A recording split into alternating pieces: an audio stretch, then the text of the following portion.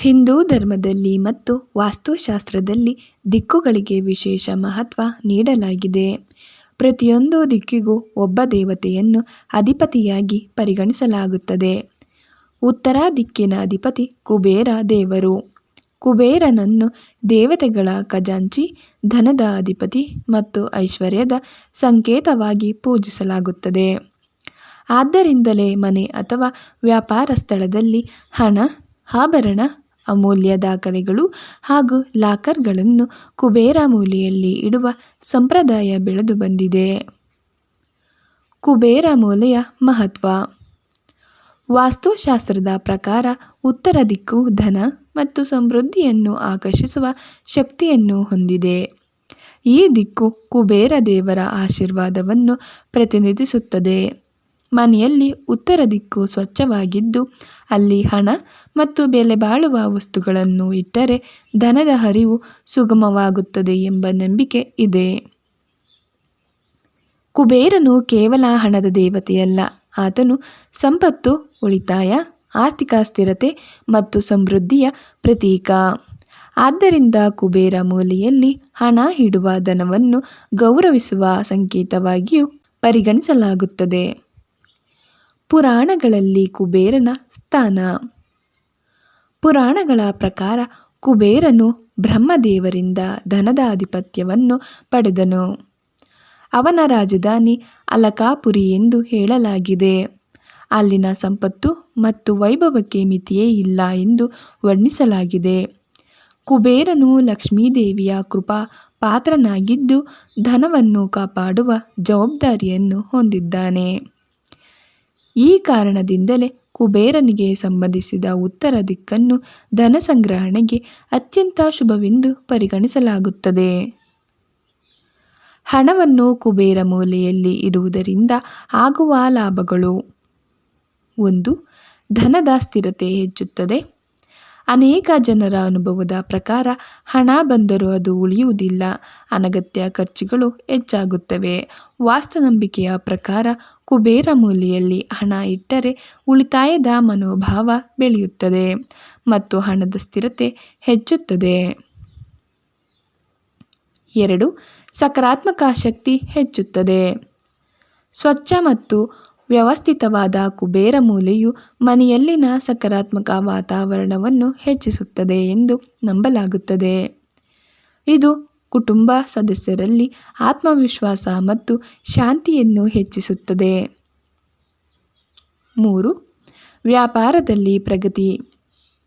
ಅಂಗಡಿಗಳು ಮತ್ತು ಕಚೇರಿಗಳಲ್ಲಿ ನಗದು ಪೆಟ್ಟಿಗೆ ಅಥವಾ ಲಾಕರ್ ಅನ್ನು ಉತ್ತರ ದಿಕ್ಕಿನಲ್ಲಿ ಇಡುವ ಪದ್ಧತಿ ಬಹಳ ಹಳೆಯದು. ಇದರಿಂದ ವ್ಯವಹಾರದಲ್ಲಿ ಅಭಿವೃದ್ಧಿ ಮತ್ತು ಲಾಭ ಹೆಚ್ಚಾಗುತ್ತದೆ ಎಂಬ ನಂಬಿಕೆ ಇದೆ. 4.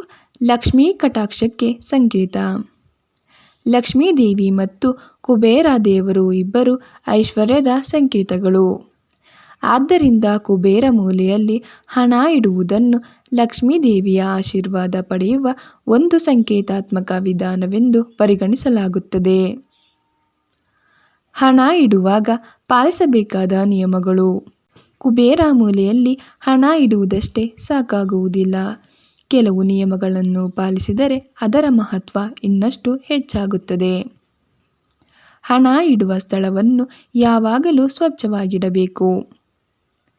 ಹರಿದ ನೋಟುಗಳು ಮತ್ತು ಅನಗತ್ಯ ಕಾಗದಗಳನ್ನು ಲಾಕರ್ನಲ್ಲಿ ಇಡಬಾರದು. ವಾರಕ್ಕೊಮ್ಮೆ ಕುಂಕುಮ ಮತ್ತು ಅರಿಶಿನದಿಂದ ಪೂಜೆ ಮಾಡಬಹುದು. ಲಾಕರ್ ಬಾಗಿಲು ಉತ್ತರ ಅಥವಾ ಪೂರ್ವ ದಿಕ್ಕಿನತ್ತ ತೆರೆಯುವಂತೆ ಇದ್ದರೆ ಶುಭವೆಂದು ಪರಿಗಣಿಸಲಾಗುತ್ತದೆ.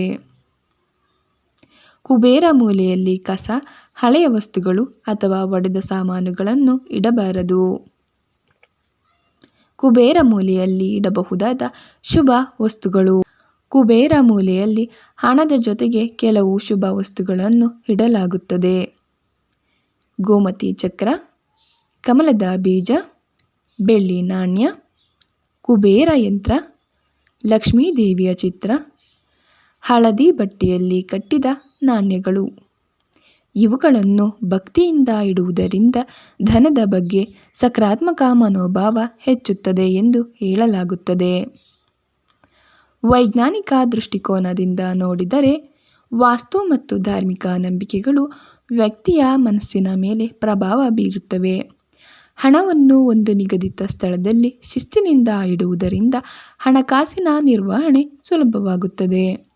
ಇದು ಉಳಿತಾಯದ ಅಭ್ಯಾಸವನ್ನು ಬೆಳೆಸುತ್ತದೆ ಮತ್ತು ಅನಗತ್ಯ ಖರ್ಚುಗಳನ್ನು ನಿಯಂತ್ರಿಸಲು ಸಹಾಯ ಮಾಡುತ್ತದೆ. ಅಂದರೆ ಕುಬೇರ ಮೂಲೆಯ ಮಹತ್ವ ಕೇವಲ ಧಾರ್ಮಿಕ ನಂಬಿಕೆಯಲ್ಲಿ ಮಾತ್ರವಲ್ಲ, ಶಿಸ್ತು ಮತ್ತು ಹಣಕಾಸಿನ ಜಾಗೃತಿಯಲ್ಲಿಯೂ ಅಡಗಿದೆ. ಕೊನೆಯದಾಗಿ, ಕುಬೇರ ಮೂಲೆಯಲ್ಲಿ ಹಣ ಇಡುವ ಪದ್ಧತಿ ಶತಮಾನಗಳಿಂದಲೂ ನಡೆದುಕೊಂಡು ಬಂದಿರುವ ಒಂದು ಸಂಪ್ರದಾಯವಾಗಿದೆ.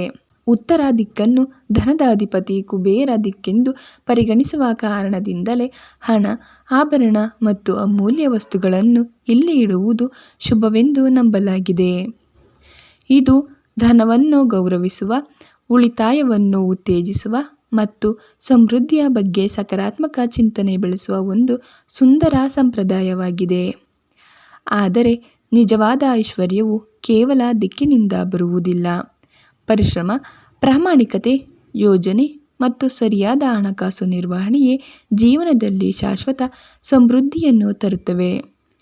ಕುಬೇರ ಮೂಲೆಯು ಆ ಸಮೃದ್ಧಿಯ ಸಂಕೇತವಾಗಿ ನಮ್ಮನ್ನು ಉತ್ತಮ ಜೀವನದತ್ತ ಪ್ರೇರೇಪಿಸುತ್ತದೆ.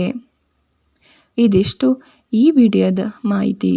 ಈ ವಿಡಿಯೋ ಇಷ್ಟವಾದರೆ ಲೈಕ್, ಶೇರ್ ಹಾಗೂ ಸಬ್ಸ್ಕ್ರೈಬ್ ಮಾಡಿ. ಇಂತಹ ಆಧ್ಯಾತ್ಮಿಕ ಮತ್ತು ವಾಸ್ತು ಮಾಹಿತಿಗಾಗಿ ನಮ್ಮ ಚಾನಲನ್ನು ಬೆಂಬಲಿಸಿ. ಧನ್ಯವಾದಗಳು.